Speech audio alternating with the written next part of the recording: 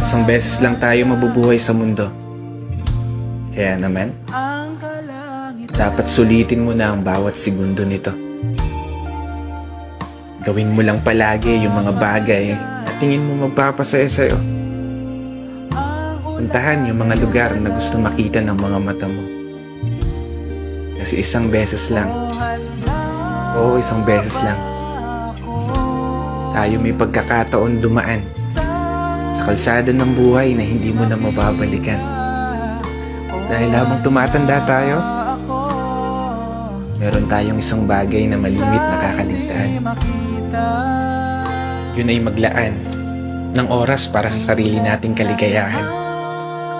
Kasi karamihan sa atin, puro trabaho na lamang nasa isip. Sa pagtulog na lang dinadaan yung pahinga habang namamasyal sa panaginip. At paggising, trabaho ulit hanggang sa hindi mo na magawang masulit kahit man lang saglit. Yung oras na kay bilis pumipihit. Pero hindi ko sinasabi na huwag ka na magtrabaho. Gusto ko lang ipaalala sa'yo, ipaalala sa sarili ko,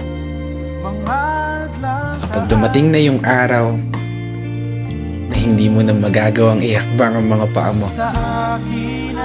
paniguradong isa lang ang bagay na tatakbo sa isip mo. Sana pala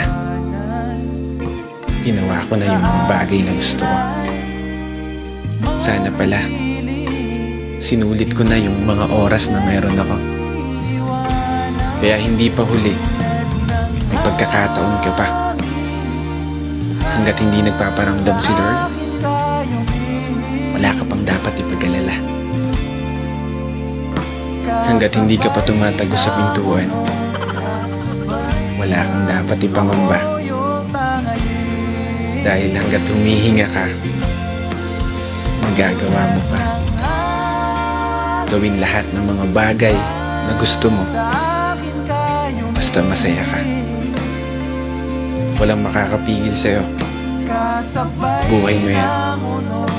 Kaya kung umabot ka hanggang dito at patuloy na nakikinig, maraming salamat.